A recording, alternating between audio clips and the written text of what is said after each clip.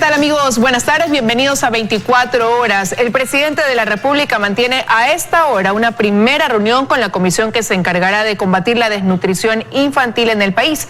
Justamente fue una de sus propuestas de campaña. Ya mismo tendremos, como lo ven ustedes, un contacto en vivo para el desarrollo con Belén Merizalde. Hola María Gracia, ¿cómo estás? Buenas tardes. Hola, ¿cómo estás, Liz? Amigos, muy buenas tardes. Además, les vamos a contar en directo con Daniela Valencia cómo avanza la jornada de vacunación de este viernes. Pero en este momento comenzamos desde el Palacio de Gobierno en Carondelet con esta estrategia para luchar contra la desnutrición. Belén, tú tienes más detalles. Adelante, muy buenas tardes. Hola María Gracia, amigos televidentes, muy buenas tardes. Justamente hace pocos minutos terminó esta primera reunión entre el presidente de la República, Guillermo Lasso, y los ministros del Frente Social. Hasta el Palacio de Carondelet llegó la ministra de Inclusión Económica y Social, Mae Montaño, también la ministra de Salud, Jimena Garzón, la ministra de Educación, María Brown, y representantes de otras carteras de Estado. Durante este encuentro, el presidente Guillermo Lasso expresó su preocupación por los altos índices de desnutrición crónica infantil que existen en el Ecuador. Según un estudio realizado por la Organización de Naciones Unidas para la Agricultura y la Alimentación, Ecuador ocupa el segundo lugar con el índice más alto de esta problemática, solo por detrás de Guatemala. Escuchemos lo que dijo el primer mandatario sobre este tema. Vamos a tener esta reunión donde tendremos en el centro de esta mesa el bienestar de los niños, de aquellos niños que van a nacer, de aquellos niños pequeños de hasta 2 años de edad, a los cuales le vamos a dedicar todo nuestro trabajo, nuestro esfuerzo para reducir en los próximos 4 años el índice de desnutrición crónica infantil, que es uno de los más altos en la región. Mientras tanto, la ministra de Inclusión Económica y Social, Mae Montaño, señaló que para poder trabajar en el plan Ecuador Crece sin desnutrición crónica infantil, no solo se requerirá el apoyo del Ejecutivo y de las distintas instituciones del Estado, sino también de otros sectores. Escuchemos lo que dijo. A los GAT municipales, provinciales y juntas parroquiales para un trabajo conjunto que nos permita actuar de manera integral en una causa o en una situación, en un problema que es multicausal. Tenemos que cuidar de nuestros niños y sobre todo los niños durante los primeros 1000 días de vida, que son los 270 días de gestación y los 2 años de edad de los niños. Es fundamental para cuidar sus cerebritos, que sus cerebros puedan desarrollarse adecuadamente. En este momento, al menos 3 de cada 5 niños ecuatorianos estarían padeciendo desnutrición crónica. De allí que las autoridades también hicieron un llamado a las personas del sector privado. Justamente ayer ya iniciaron con esta colaboración para que se sumen a esta causa y permitan que los niños tengan un futuro mejor. El presidente de la República mantendrá su agenda durante la tarde y recordemos que el día domingo él viajará a Estados Unidos para someterse a una cirugía. Según ha explicado su equipo de comunicación, se trata de una operación de mediana complejidad, lo que le permitiría dejar el bastón que hoy utiliza para movilizarse. Esta es la información que nosotros tenemos a esta hora. Regresamos contigo, Lisa, Estudios, que tienen más noticias. Muy buenas tardes. Buenas tardes también para ti, Belén. Muchísimas gracias por ese informe. El vicepresidente de la República, Alfredo Borrero, cumple agenda en Guayaquil. Durante una de sus actividades se refirió a la llegada de más dosis de vacunas contra el COVID-19 al país, además de la situación de los hospitales evidenciados en sus recorridos.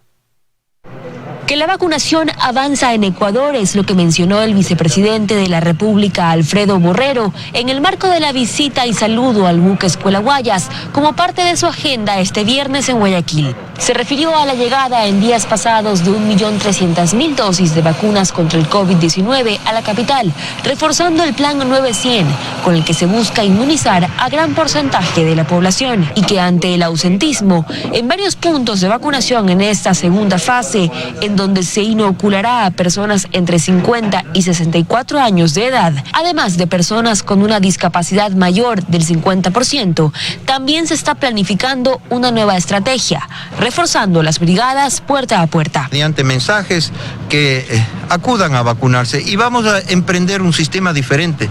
Nosotros vamos a buscar a las personas, es decir, van a haber brigadas móviles.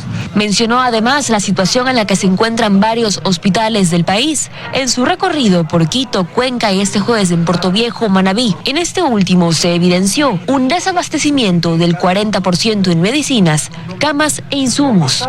Hemos evidenciado lo mismo de siempre, que los pacientes tienen que salir a comprar los medicamentos, que no hay insumos, que no hay equipos y no se compran con prioridad. Que seguirán las visitas y recorridos y que se espera iniciar un proceso de remediación en cada uno de los hospitales del país. Valery Villalba, 24 horas.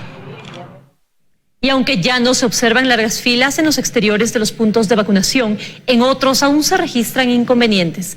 En este momento nos trasladamos con nuestra compañera Daniela Valencia hasta el Colegio Consejo Provincial de Pichincha, en el sur de la capital, para ver cómo se desarrolla el proceso en este punto de vacunación. Buenas tardes, Daniela, cuéntanos por favor. Buenas tardes, compañeras, amigos televidentes. Sillas vacías es lo que se puede observar en su mayoría en este punto de vacunación a esta hora de la tarde, y es que se nos ha informado que la ciudadanía no tiene que esperar más de 15 minutos para ser inoculados. Sin embargo, en otros puntos de vacunación hemos podido constatar que se han presentado diversos inconvenientes relacionados con la falta de vacunas para aplicar primeras dosis. Nosotros les hemos preparado un reportaje respecto a esta jornada. Veamos. Esta fue la imagen durante las primeras horas de este viernes en la Universidad Politécnica Salesiana, ubicada en el sur de Quito.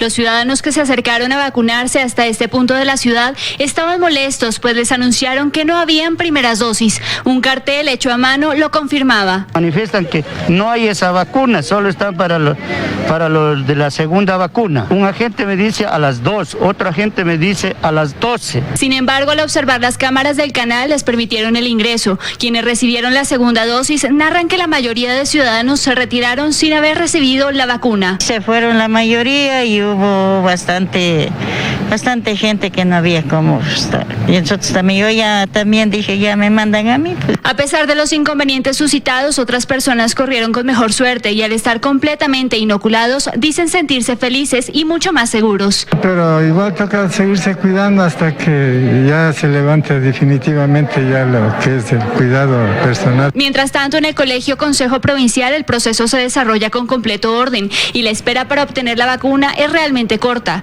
Aquí 1 minuto, 5 minutos en la cola. Según el cronograma del Ministerio de Salud Pública, este sábado 19 de junio podrán acudir los ciudadanos de 62 años, cuya cédula termina en dígito impar, y aquellas personas rezagadas de la semana, es decir, de 64 a 62 años, también personas de 45 a 50 años con condiciones graves o discapacidad mayor del 50%.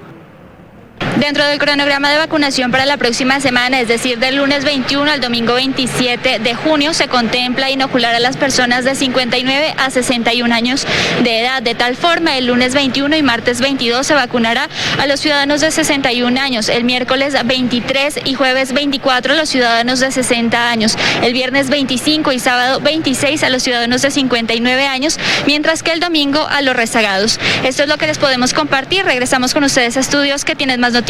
Una excelente tarde. Excelente tarde también para ti, Daniela. Muchísimas gracias. El anuncio del retorno presencial progresivo al trabajo a partir del 1 de julio preocupa a los trabajadores que aún consideran que no existen las condiciones para hacerlo. Desde la Central de Trabajadores aplauden el avance del proceso de vacunación, pero piden que el retorno se dé a medida que se vacunen más.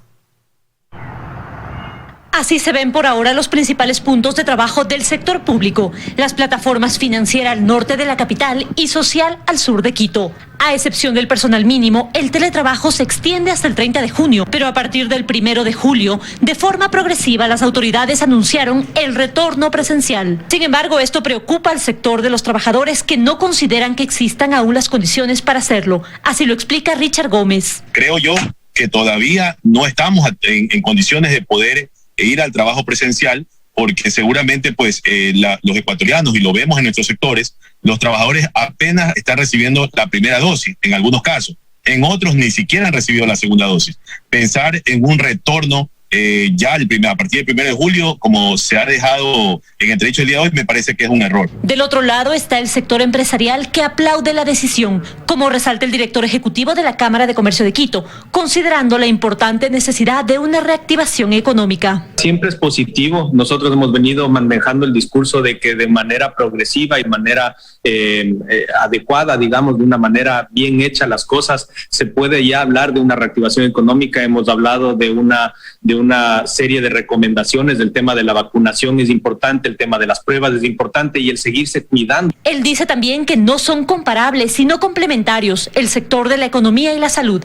Y es por esto que las empresas han hecho todos los esfuerzos para garantizar condiciones adecuadas a los trabajadores. Tanto en la parte comercial, en la parte abierta de la economía, como en el sector público. Siempre y cuando igual, insisto, nos sigamos cuidando y sigamos manteniendo ciertos protocolos con los que creo que vamos a tener que convivir por algún tiempo más, pero sí es fundamental que ya el sector público también empiece a regresar. Eso va a reactivar de alguna u otra manera también la economía. Yo creería que más bien debería hacerse un análisis sobre los compañeros que ya están siendo vacunados y que sea obligatorio el retorno para ellos, pero no para los demás porque estamos en la desprotección todavía. Lo cierto es que el 25 de junio se conocerá qué provincias regresarán y con qué aforo al trabajo presencial. El COE Nacional analiza también desarrollar un plan de incentivos para las ciudades con mejores resultados epidemiológicos. En Quito, María Gracia Costa, 24 horas. Según el ministro del Trabajo, durante la pandemia se perdió 500,000 de empleos, de los cuales con la ley humanitaria se recuperaron aproximadamente 75,000. Hay sectores que se vieron más afectados, como es el caso del turismo. Representantes gremiales piden cambios al Código del Trabajo.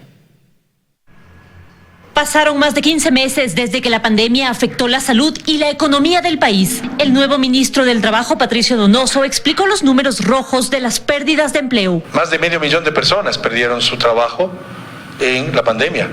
Pero también es cierto que en base a la ley humanitaria, más o menos 75,000 han recuperado su trabajo. Según cifras de la Cámara de Comercio de Quito, en Ecuador la población económicamente activa es de 8.276.467 personas. De este número, apenas 2.701.000 tienen empleo adecuado. Y en cuanto a las desafiliaciones de la Seguridad Social por la pandemia, se perdieron más de 230.000 y apenas se han recuperado 30.000 afiliaciones. Los sectores más afectados son los relacionados con el turismo. Así lo reconocen el presidente de la Asociación de Restaurantes de Pichincha y el presidente de la Cámara de Agricultura.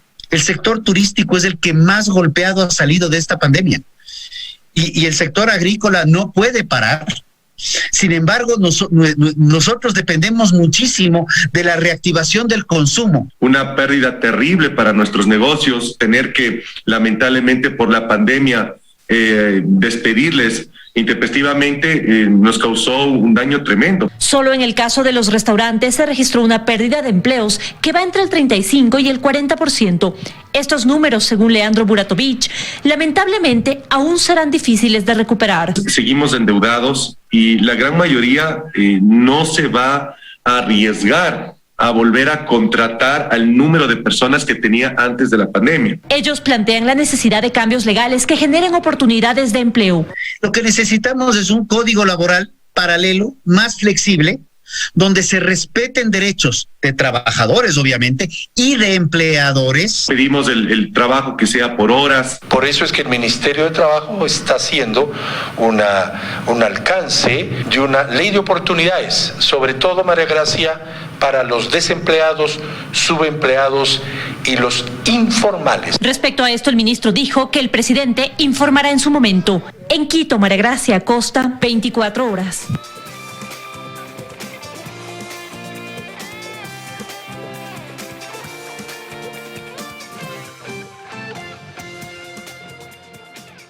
Revisamos más noticias. Fernando Villavicencio, presidente de la Comisión de Fiscalización de la Asamblea, visitó esta mañana la central hidroeléctrica Coca-Codo Sinclair, en donde se confirma que el proyecto incrementa sus costos tras la erosión regresiva del río Coca. Es la primera visita de la Comisión de Fiscalización de la Asamblea Nacional a la central hidroeléctrica Coca-Codo Sinclair y sus zonas de influencia. Un proyecto que ya costó $2.600 millones al país y tras la erosión regresiva del río Coca, registrada hace 1 año y 4 meses, sigue sumando egresos y riesgos.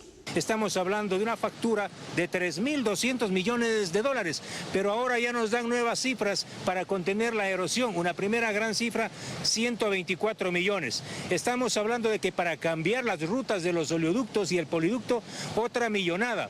Para movilizar a la población de San Luis se necesitan recursos. Es decir, aquí hay una corrupción en cadena y facturas en cadena que alguien tiene que responder.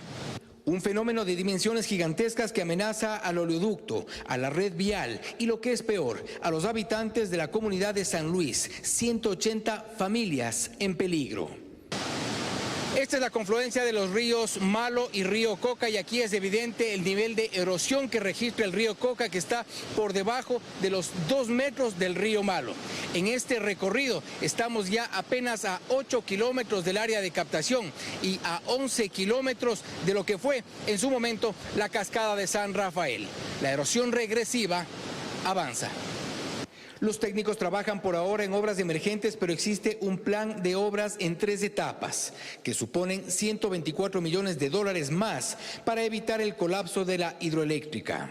Tiene la etapa de obras de protección que llamamos, que también estamos preparando todos los documentos para hacer de esas obras de protección la primera fase, o fase 0 como hay en algunos documentos, o primera instancia también se llama.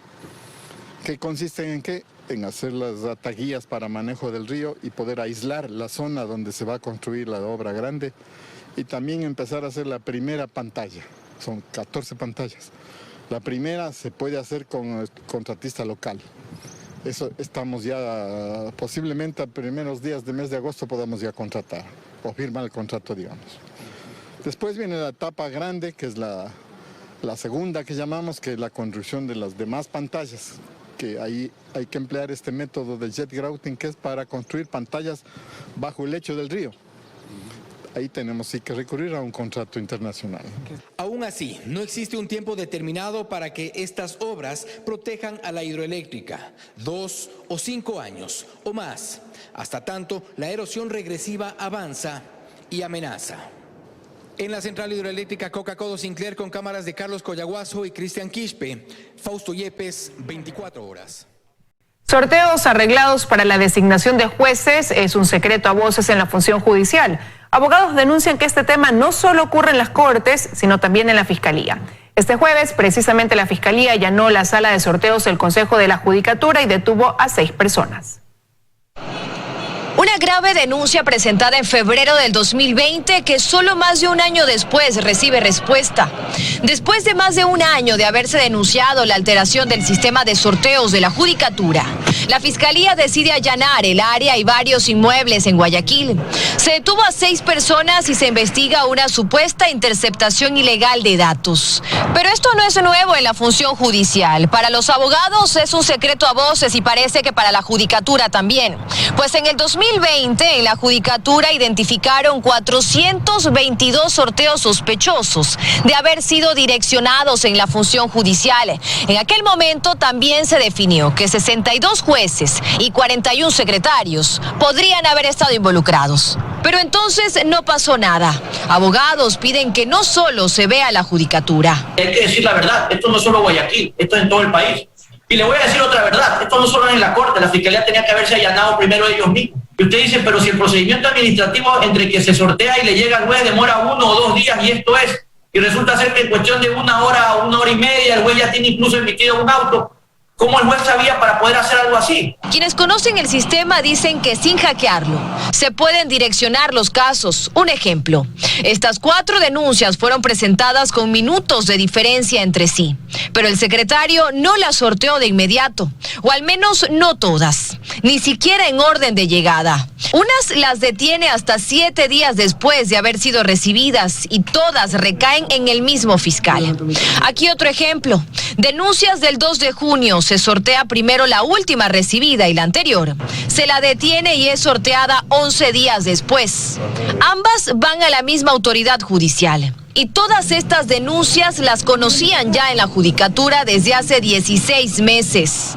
Mientras tanto, los sorteos se han seguido realizando y hoy los envuelve una gran duda. Dayana Monroy, 24 horas.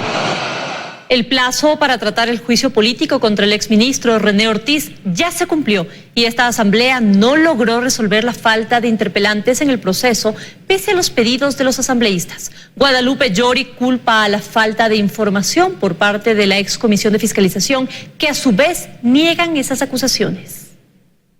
La presidenta de la Asamblea recibió reclamos de varios legisladores para que agilite el tratamiento de los juicios políticos pendientes. Esta Asamblea no puede guardar los procesos de fiscalización, no puede ocurrir lo que ocurrió en el periodo anterior. La semana subsiguiente, todos los asambleístas nos comprometamos a exigir que se nombre a interpelantes. El jueves se cumplía el plazo para que el Pleno defina a los interpelantes del juicio político en contra de René Ortiz, presentado por exasambleístas. Sin embargo, ayer no estuvo en el orden del día, pese a que, según el presidente de fiscalización, hubo 5 pedidos para que lo haga. Este legislador no va a cargar con estos muertos. Tomo nota de su pedido, se le dará el trámite urgente que se requiere y será incluido en la próxima sesión del Pleno de la Asamblea Nacional. Minutos después dijo que esa información estaba en manos de la Comisión de Fiscalización. La falta de entrega formal de los archivos físicos y digitales por parte de los exfuncionarios de la comisión ha generado el retraso en los procesos. Algo que desmiente el expresidente de la Comisión de Fiscalización, quien señala que el proceso fue entregado a la Secretaría de la Asamblea el 13 de mayo. Todos esos expedientes han sido reportados como prioritarios al archivo biblioteca de la Asamblea Nacional. Aquí parecería que se quiere esconder o se quiere poner trabas a los procesos de fiscalización de los ministros del gobierno anterior. En la cola están otras solicitudes más. En Quito, Andrea Samaniego, 24 horas. Más de 1.300 solicitudes para préstamos hipotecarios ha recibido el BIES desde el pasado 17 de mayo, cuando se regresó la tasa de interés al 5.99% para viviendas de hasta $90,000. El BIES ha registrado en el último trimestre un incremento de la demanda superior al 30%. Joao está a la espera. 2 años después pudo terminar de pagar la entrada de su casa y hace unos días ingresó la solicitud para el préstamo hipotecario. Necesita $89,000. La constructora me ayudó en el proceso de todo el papeleo del IES. Y sí ha sido rápido el proceso. El pasado 17 de mayo, el Banco del Instituto Ecuatoriano de Seguridad Social volvió a aplicar la tasa de interés del 5.99% para las viviendas de interés social.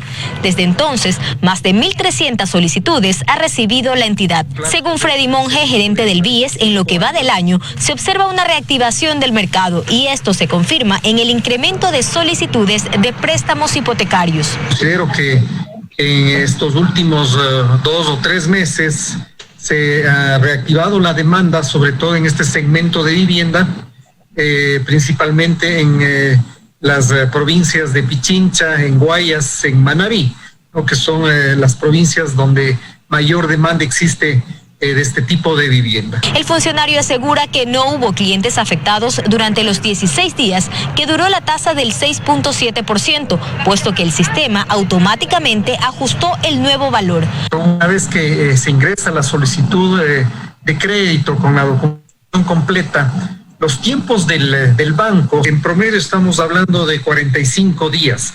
Adicionalmente a eso hay que sumar el tiempo que demora la notaría, el registrador de la propiedad, el municipio, son 45 días adicionales, ¿no? Es decir, sumados estos tiempos, aproximadamente son 90 días a la fecha. Solo este año el BIES ha propuesto $500 millones para la entrega de créditos hipotecarios. Hasta el pasado 15 de junio se otorgaron $250 millones en más de 4.212 operaciones. Joana Ramos, 24 horas.